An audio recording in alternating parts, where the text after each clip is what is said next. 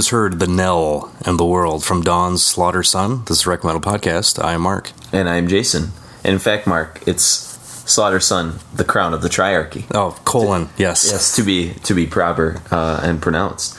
And the Knell and the World is it's a nice way to sort of kick off in an epic way a record that is kind of near and dear to my heart here. And what Mark and I kind of decided to do, just for shits and giggles, just thematically change things up a little bit. Pass the summer days along, is to each kind of take a record that we feel is, however you want to describe it, underrated, a hidden gem, or or critically panned for unjust reasons, or maybe just forgotten in a sense. I don't think this record was critically panned per se. I think it came out, it got a little bit of positive press, but because of the label and different things, it just sort of disappeared, as did the band, which didn't help the reputation of the record. This is what, 97?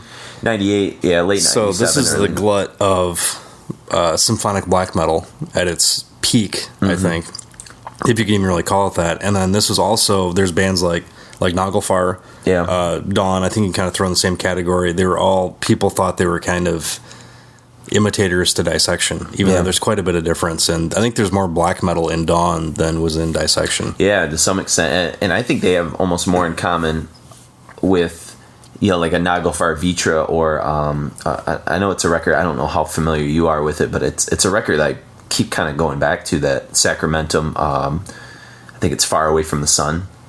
I know I lent it to you before, but it gets unbelievable reviews, and so I've owned it for years, and then finally pulled it off the shelf and started re-listening to it. But that's another hidden gem type record that we could kind of talk about. They're guilt by association records. They just came out at the wrong time. Yeah, and especially for you were kind of in a weird place with metal, I think, when this record came out too, because you were I reviewed this, I want to say, for either Eclipse number 1 or Eclipse number 2, so this is kind of when you were out of the, I don't want to say out of the scene, because you were still listening to stuff, but you weren't readily hanging out at the record store as much, or having it was my hiatus. metal conversations. My metal hiatus, kind of. And so, this record came out, and I got a promo of it, and I was already a big fan of Dissection, and Nagelfar I knew of, and I knew a few of the Swedish Black Death, is that the genre we can kind of maybe throw them in. I mean, sure.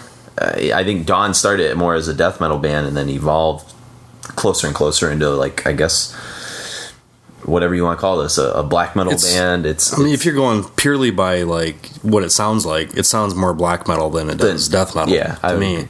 Especially Dissection's always been, filled, even Watain, and I would say Watain and Dissection are pretty much kindred spirits in a lot of ways.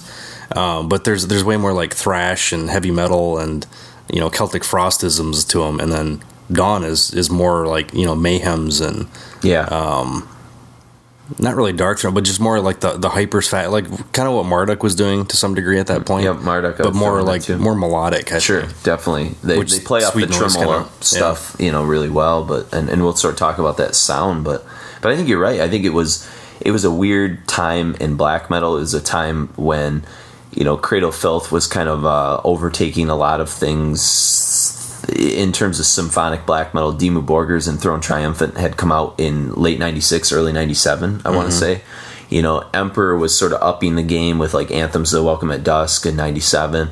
And so black metal was in a state of sort of flux. But for me, I had missed the whole sort of beginning of the second wave because of my age, and because I had Dark Thrones and Burzums and all that. Yeah, and I mean, I knew of them, and I was sort of familiar with them, but maybe I was a little bit more open-minded to stuff, and not to say that you were closed-minded, but definitely having come through the ranks of it all, you would have been a lot more jaded to seeing the predominance of the keyboard come in I've never been a huge. I like the organ.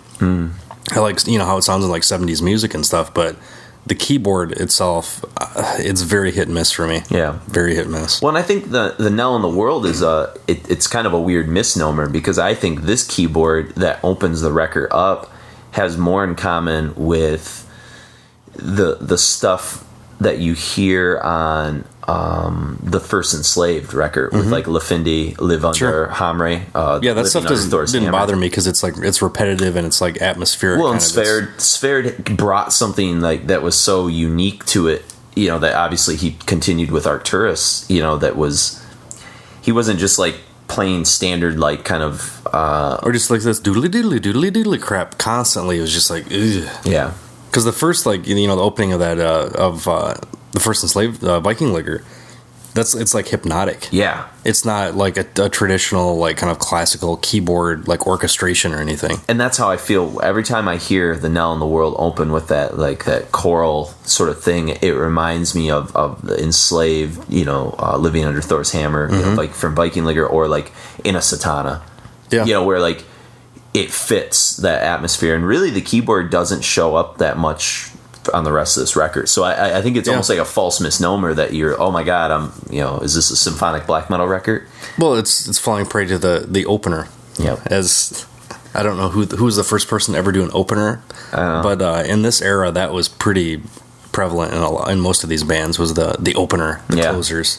Well, and I think too, like, you know, when that first kind of comes in, you hear like a lot of really cool like interplay with the bass, which was odd for black metal. I think that's one of the other things that's odd about this, and I guess we'll go into this now, and I don't know. I have my thoughts organized, but I'm kind of all over the map, is the production. I think that was one of the other things that was threw me for a loop with this record, is how crisp it sounded. Well, it's Peter Tägtgren at Abyss, and at this point he'd done Enthroned Darkness, Triumphant, and that was pretty like this. I think he might have done the first Abyss record too. Yeah, he did the first Abyss, which I wasn't that familiar with, and then he did Final Chapter from Hypocrisy, which sounded great, and then this. But he had like a clarity that nobody else really had for like the high end symphonics stuff. Yeah, the high end guitar sound. Yeah. Yep. And I think that threw people for a loop maybe too, and it threw me for a loop in a good way, because I wasn't caught up in the sort of cult underproduced nature that black metal had attained, that reputation, the that necro sort of sound. And not to say I don't love that sound, I do. It is something different, but I guess I wasn't like burdened by it. Like I was free, but if you're coming into a scene with something that's more like you have not a whole lot of experience with a scene, you hear something that's better produced as opposed to less produced, obviously you're going to lean toward better produced. Like with thrash metal, I went into the good produced stuff and then went backwards to find the less produced stuff. You're gonna automatically flock to Master of Puppets before like early Sodom records. Sure. You know what I mean? It's just, or Creator. It's kind of where you're gonna go with stuff. So that was another thing. You know, not to mention the fact I had to review this record, and so you know it was kind of gave it more of a chance than a lot of people would. I bet, and I would always try and sell Chris on it, and Chris liked the record, you know, and I think he still does to this day. I just don't. I think one of the problems with this record, and I even wrote it. I found my old review that was on All Music Guide and different places.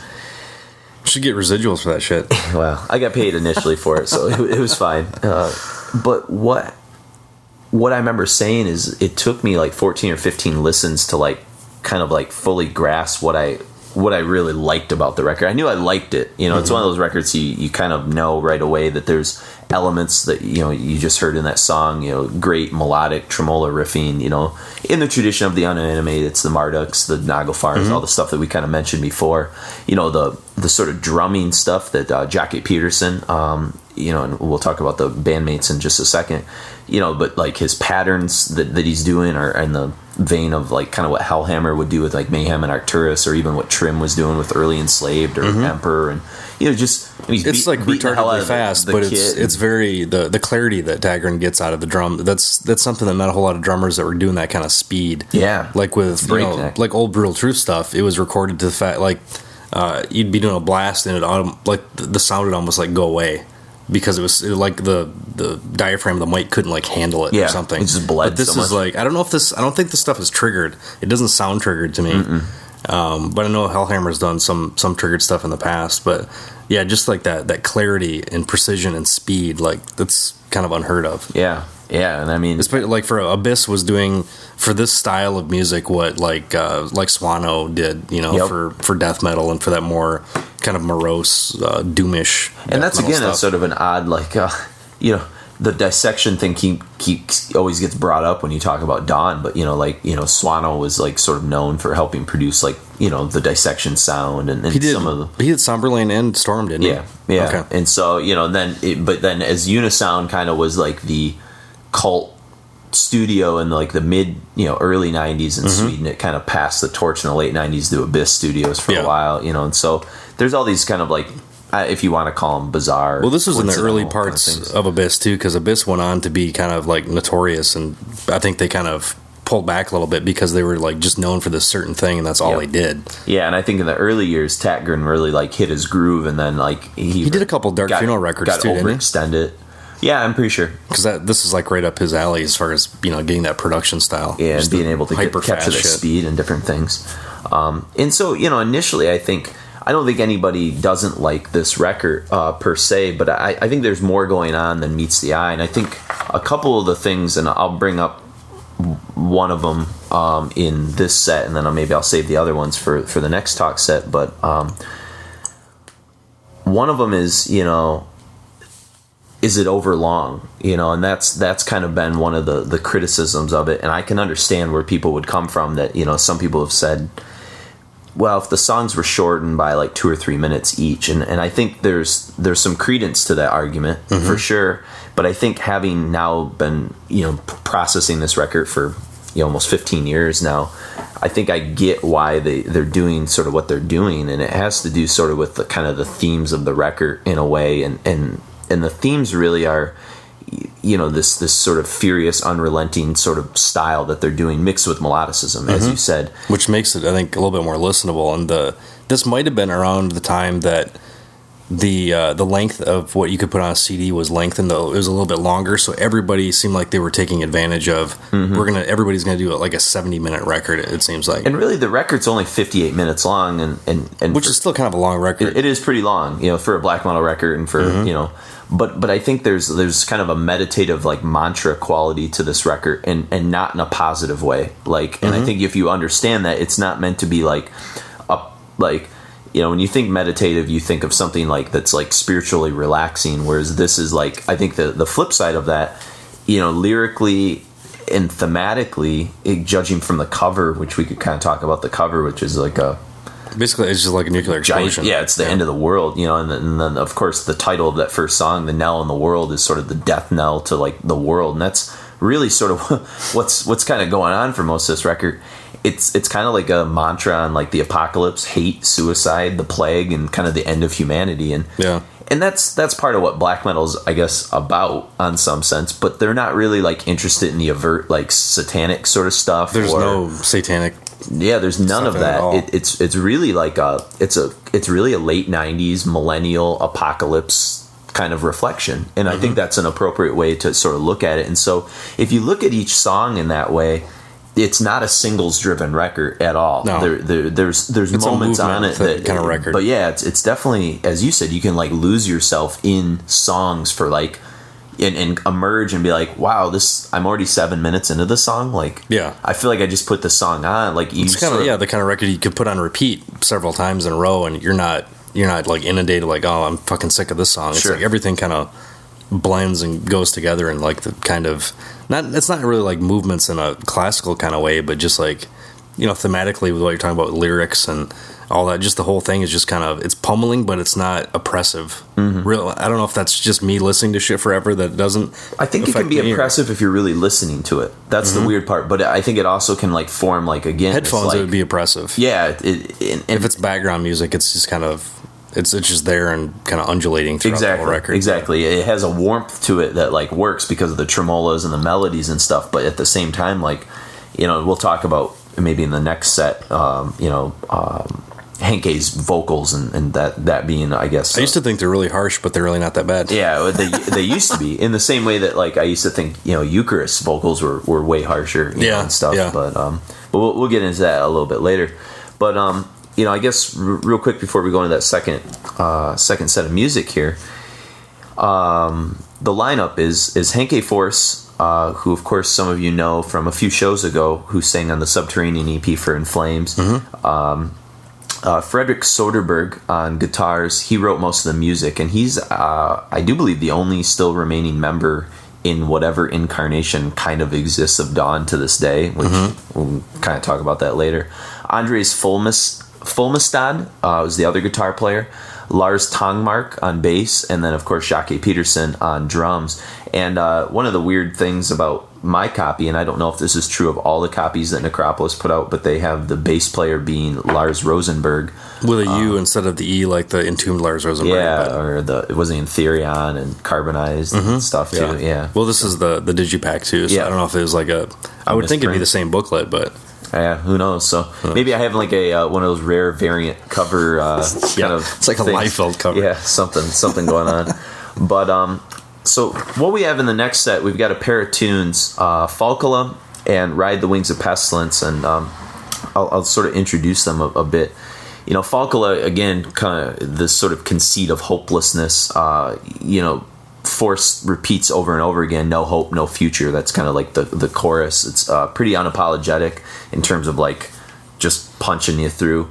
It's got a really nice sort of drum riff pattern throughout that kind of tends to break up the hyperspeed of it. And I mean, do you think hyperspeed is like a good term to sort of describe some of what Don's doing with these long songs, in the way that, like, you being like a really old school Immortal fan, that was a term that was always used for some of the things that Immortal was always trying to do on those early records, where it was just so fast. But they didn't do it as long. Yeah, it just wasn't, the song lengths weren't as long.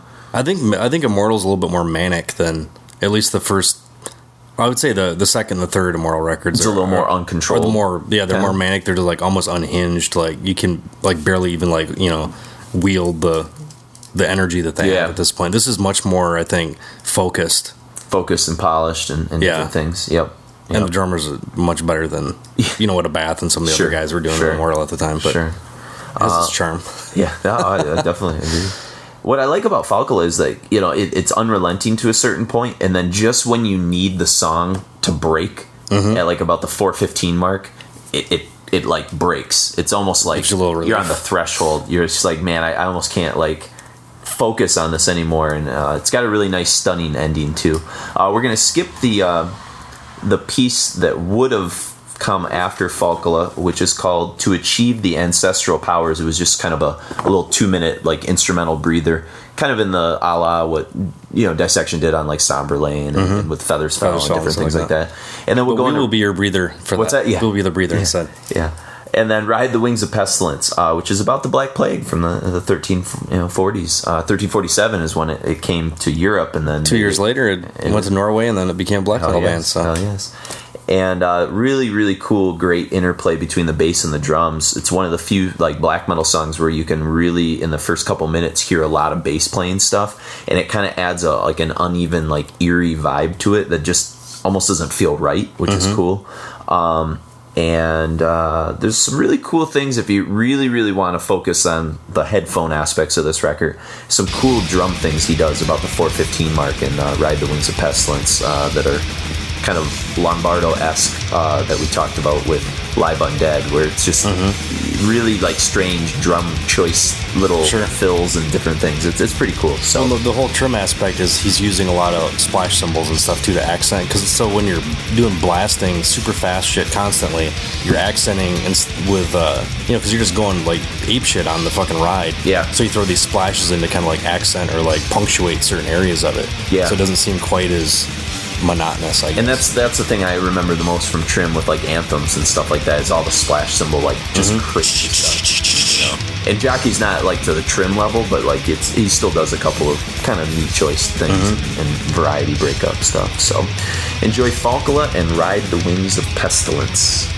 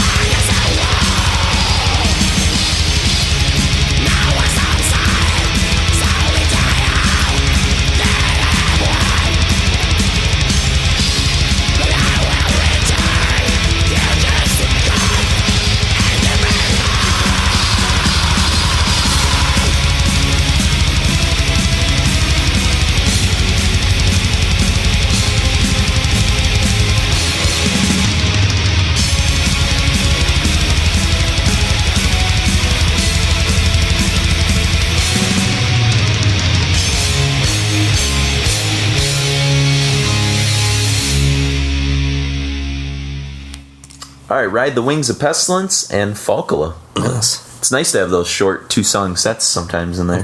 Even though that was almost 20 minutes of music there. And Mark, you had a great revelation along. I don't know if it's great. I'm tired and I've had some bourbon, so it's. But yeah, Slaughtersun having the bomb on the cover. It looks like one of those, like an old. It's very like red-ish, and almost like an old Polaroid version of like some of the nuclear test sites, where they, what was the hell was it Trinity the first one that happened? Like that, Slaughtersun, a nuclear explosion basically being as bright as the sun. There you go, the sun that destroys. Yeah. And I think the cover might be, I don't know if it's the mushroom cloud of the explosion and then with like the sun or the moon in the background, or if that's just part of the thing, but it's not credited with the photos from. No. But it feels like a photo I've seen before, like iconically maybe. I'm sure it's got to be like one of those old Trinity things. I was watching, a couple years ago, I got in a big kick where I was watching a bunch of documentaries about that stuff, so it looks like that. Well, and speaking of this kind of thing, you had some potential flashbacks to your brief time interacting with Necropolis, right? I used to do stuff. Label. Yeah, Paul Fine, the guy that ran the place. I did some advertising stuff for him, where I basically like putting together flyers and ads for other magazines and stuff like that. And I distinctly remember their logo is a nuclear explosion with Necropolis underneath it. And I distinctly remember retweaking it. He wanted it to be like crisper or something. It was like it's probably 97 that I did that. But I don't know if it was used on further releases. It looks like the one I did, but who knows? So it's been years ago. So you might have 20 years ago. Permanent imprint on Dawn Slaughtersun to some odd extent. Yeah. And, kind of talking about this record, too, in the context of, we talked about thematically and lyrically kind of some of the stuff that's going on with it, which, I would recommend actually looking at the lyrics to this record, unlike some black metal records where you don't really have to pay attention to them because it's not important. But I don't know. For me, maybe I've gained something, a certain satisfaction out of the fact that I have invested the time into a record like this, and because maybe it was a left of center record. It wasn't like an obvious choice. It seemed like everyone lined up to sort of pronounce how much Storm the Light's Bane and some of these records were, and I love those records, don't get me wrong. One thing back in the day that turned me off to this too, it seemed like it was a rip-off of Slaughter to the Soul because it had Slaughter in the title. Yeah. Just something like that, like subconsciously it just kind of like turns you off and like, it kind of sounds like Dissection, but also I know the feeling you got like when you take a record that you have to review and you really want to say something about it, and something that it doesn't necessarily, it piques your interest, but you're not like blown away right away. It's like one of those grower records, and you listen to it over and over and over again, and then you can like write a dissertation on it, and then you see another review somewhere else where somebody obviously listened to it twice, and they were like, "Oh, it's good," but like, it's derivative of this and this, but I've got I can't think of anything off. Well, I feel like sometimes like some of the Paradise Lost stuff of late, like outside the last record, but like like. Or like some of the Catatonia records through the years where like some people like they got it, but not in the way that like people like you and I got it, because we didn't really like delve into like the stuff even, that was kind of like that. What was it? 2 or 3 issues ago in Decibel, there was a Paradise Lost cover story, and I did a little blurb on Believe in Nothing, and I went through that record. I've listened to the record a million times, anyways. I like every era of Paradise Lost, no matter how shitty some of the songs might be. But going through that record and trying to find points that would actually go from what happened in Draconian up until the kind of new point, and actually really absorbing that record a lot and looking for specific things. And I mean, there's no way every magazine can have people review records that way because they'd never get anything done. But I think the more you really dwell on a record, especially if you're invested in the band or you invest in the sound or the content or something, you can really pull more out of it. Well, I think sometimes what I found what was difficult with this record when I remember reviewing it is I knew I liked it, but I didn't know how to like say I liked it in a weird way, like without just comparing it to somebody else. Yeah, and plus because I think the songs are so, like I said, like long and kind of almost difficult to penetrate at times. Like there weren't like obvious singles where you could be like, listen to, I don't know. I'm trying to think of Master Disharmony, like that blows your mind the first time you hear that on Enthroned. Like, this is like, well, you got 60 minutes of with 6 songs of 60, there's a lot of things happening, but there's also a lot of concentration that you have to put into this record in order to hear all the it's like listen to a jazz record when you first start listening to free jazz or something, to try to make patterns out of the chaos. Well, it's funny you say that, because the next song we're going to play, Aphelion Deserts, I wrote a lot about modal jazz and different things. I'll get into that in a second, but I guess kind of along that same point, that this criticism you sometimes hear, besides it being over long, is that it can be kind of hard to penetrate. And I wrote a little note on this. I said, the maelstrom of each song's unrelenting nature makes it kind of a difficult record to want to understand beyond the sort of repetitious tremolos, pounding drums, and Henkei's kind of screaming. My advice is take a breather at times. Allow yourself, if you're really trying to listen to this record, don't do it all at once and kind of be like, man, I can't figure out what the hell's happening. I know I like it, but there's all the songs are so long, and there's just it's all almost like Panzer Division Marduk is a record that beats the fucking shit out of you. Yeah, and that I think it's different. I think the problem that people had with Dawn, it wasn't avant-garde enough to get people interested, because man, this is just fucking weird. It was it was right on that line of being kind of traditional Swedish death metal to some degree, but then having guitar wise a little bit, but then drumming was much more leaning toward Norwegian, I think. Sure. The stuff Hellhammer was doing, the more hyper fast. Well, and then Henkei Force, his screams were pretty obnoxious is not the right word, because they're cool. It was just harsh, at the time. I think in the context of what a lot of things were. It's almost like a more breathy version of what Danny Filth did on Principle of Evil Made Flesh. Yeah, I could see that. It wasn't as screamy, but it had a little bit more air, and his vocals kind of decay a little bit more. And it's I don't even know how to really describe it, but he has a very unique style. It's harsh, but it's also it kind of makes sense of the music. It meshes with the music, I think, really well. And he's able to pull off choruses and stuff too, which is weird. There are sing along qualities to it. The more you hear the record, you kind of are able to sort of pick up on them, And I guess the last major criticism, of course, one we brought up is were Dawn always a kind of a dissection clone? And I said they've got the Naglfar, they got the Sacramentum, but I think they're sort of the Eucharist to dissections at the gates, if you will, if that makes sense. Well, a lot of it I think had to do with they were on a small label. Necropolis had decent distribution, but they were a very niche label that was kind of there's retro thrash. They had black metal, but it all had a weird, kind of bend to it. Aphelamia, and if they would have been, before we started, I was if these guys would have been on Wrong Again Records with that first kind of onslaught, I think they would have been much more regarded. Yeah. Well, I think there is a In Flames subterranean kind of melody aspect that creeps into some of these songs at times. It kind of cuts through some of the black metal tremolo kind of stuff. Sure. But yeah, for sure. There's a War Records kind of feel to it for sure. But, I think the other thing that's odd about this record is it kind of has a strange legacy in that Dawn's never done anything since. That's the other sort of, odd part. They supposedly have been working on a record called The Fourfold Furnace, which I remember you and I and Chris, when you were living at one of the apartments kind of near Ypsilanti, we were either podcasting over there, or it might even been before we were podcasting, I can't remember. Yeah, I think it was when we were listening to...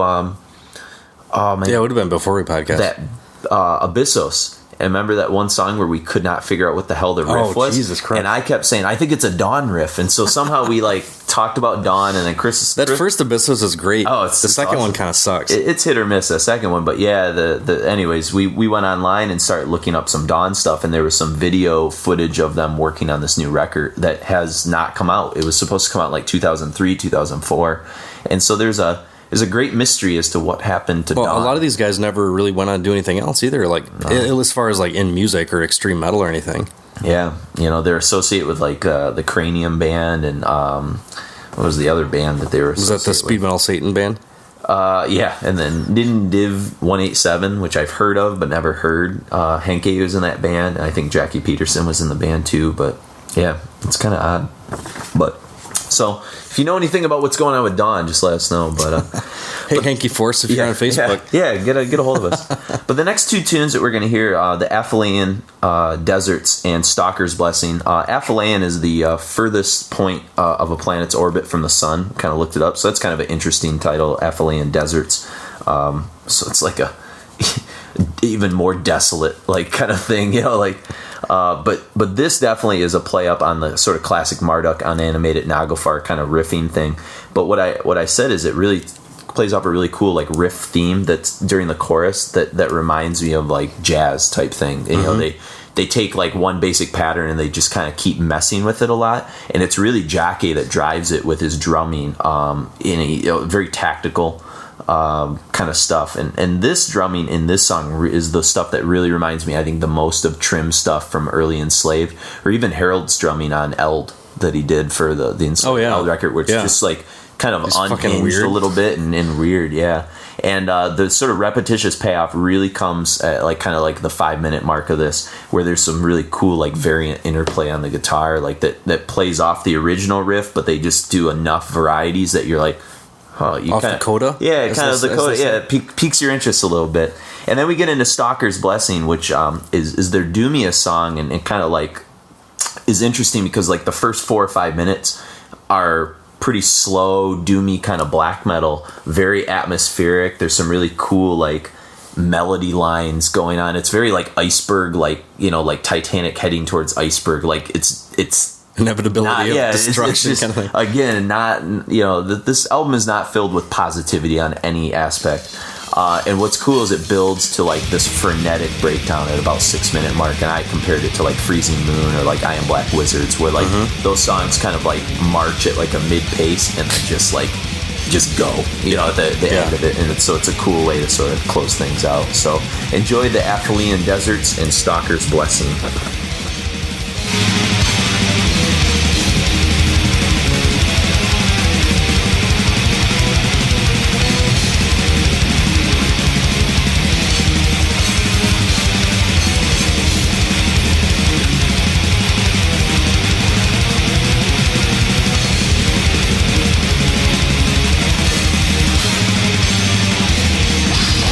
Combination by what sorrows and sick life.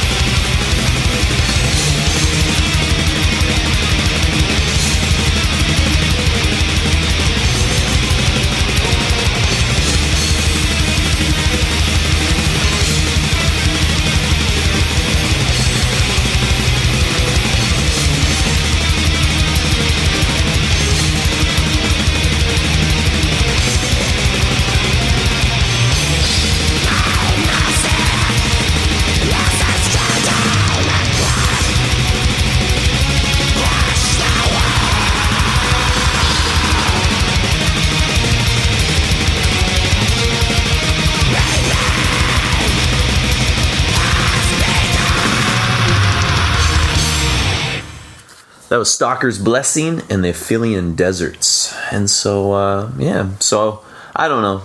We've rambled about a lot of things. I don't know whether I've made a really good case or not as to whether this should be considered a kind of a underground masterpiece of black metal or Swedish black metal or whatever. But we've at least in this hour and a half given you a reason to listen to. Yeah, hopefully maybe it's a record you were maybe not familiar with, and you can kind of go and I think you got to listen to it more than probably the first time you're hearing it. Tonight, well, and the big thing is that if you want to actually buy a physical copy of this thing, it's expensive as shit because it's out of print. So this is a way for you to hear it with commentary. Absolutely. And I'm sure you can find it on the internet somewhere. Quite a bit of money. But we prefer that you pay for records because that's what makes these bands keep doing their stuff. Sure. And but we've got one more song to sort of close things out for me to make my case, if you will, and it's an upbeat little ditty called Malediction Murder, which is kind of Malediction. And what did we come up with? Malediction is it's a curse. Yeah. So the curse of murder, and this has again some, it's almost like a benediction but a malediction. This has some malediction, murder, suicidal law, afflictions, choir, I draw the shortest straw. It's almost death metal vocals in a way, but or not death metal vocals, but lyrics, but it reminds me of a Pestilence title. Yeah, I guess. Well, yeah. I think it's on. Is it on Testimony of the Ancients where he says malediction something? I think there's a song. Malediction. I think malediction is a song on. I think there's Testimony of the Ancients. It's either that or on the one before it. Consuming. It's on one of those. I think it's whatever the show we did with Chris. It popped up at one point. Yeah. But this is cool. This is probably the longest song on the record in kind of a weird way of ending. It starts with 2 minutes of really unsettling stuff. It's kind of like a 2-minute intro. There's some cool, I guess, Where Dead Angels Lie dissection type breakdowns throughout it. Some acoustic passages, different things like that. I get some more crackpot input for it here. Okay, go ahead. This is the last song, End of the World. It goes 1100. The end. There it is. Done. Numerology at work right there. I like it. Well, and when we get to Mark's sort of hidden gem masterpiece show, we're going to talk a lot about weird numerologies and different kind of theories that were happening. There's a lot of crackpottery happening there. Yeah. And the song plays really well, and a theme kind of beats you up with it. And just when you kind of think it's going to kind of go into not a happier place, but it's going to kind of stop the unrelentingness, it kind of goes back for the jugular, right around kind of the 9-minute mark. Mm-hmm. And then it just sort of grabs you with sort of a blast beat tremola fest for the what I write, it's a blast beat tremola orgy grand finale. And then it starts to fade out to sort of give you reprieve. And I wrote that the song suggests, and then here's my crackpot theory, the song suggests that it will never end, but you as a listener are leaving the song, which will be on this eternal infinitesimal loop of just fucking blast beats and tremola. Yeah, because if you left this on the whole album on repeat, it kind of makes sense. It just goes when it comes back. It just goes and goes and goes. And then I think that's maybe a thematic element, and maybe we're overthinking it, but that's why I think this. It's almost like the undulations of the explosion that happens at the at 0 hour. Exactly. It's just like the ripple effects of humanity. God, I wish I could still write college papers now. I could fill so much bullshit in there. Just use black metal lyrics to make ourselves seem self-important. It's so easy to come up with connections and metaphor and things. But so if you kids are looking for a good 4th of July present that on the themes of apocalypse, hatred, suicide, plague, and the end of humanity, then Dawn, Slaughtersun, Crown of the Triarchy is for you kids. There you go. So let us know what you thought. If this is a record you're unfamiliar with, or maybe you kind of dismissed years ago. I have a feeling a lot of people have no idea who this band even is. Yeah, and that's great. So good for them. I hope that they enjoy it a little bit and give them a try. But shoot us an email at requiempodcast@gmail.com. Check us out on Facebook, Mark and Jason, or on the website, requiempodcast.com. And if you go to requiempodcast.com, which I really think you should check out on the right sidebar, there is a Kickstarter, what do you call it? Campaign. There's it's a widget. Oh, yeah. Click that, and I'm doing a book called Satan is Alive, a tribute to Merciful Fate, which is basically taking Merciful Fate themes and lyrics and ideologies, turning them into comics, illustrations, and prose. And we would greatly appreciate your support. Some good people. And how often do you get to do comics that are meta related? Mm-hmm. We've got Ed Luce, we've got Tom Neely, we've got Chuck Beebe, we've got me, Bruno, Kim Holm, Bruno Guerrero. We've got a bunch of great Fenrez people. and Fenrez, Scott Carlson, and Scott Carlson have both done intros that I have in hand. Jay Bennett and Nick Green are contributing some stuff too, right? It's an all-star cast. If you go, check out the Kickstarter account. It's got everything there. Everybody's that's involved. We also got a video up and everything. So, and if you also wanted to grace us with some holiday spirit in the 4th of July tradition, you could also become an executive producer and click on the executive producer thing. We greatly appreciate it. So, anyways, for Dawn, Slaughtersun, and my attempt to make this a more important record than maybe I'm not sure what we're calling these, but they're... I wrote Hidden Gem or Masterpiece, ? I don't know. Or whatever you want to call it. Our indefensive. I don't know if this is a record that needs defending or not, but because we have these 2 shows that are going to be kind of thematic, we need to come up with something. Yeah, we'll do something. Yeah, whatever. But this is Malediction Murder, and I'm Jason. And I'm Mark. Enjoy.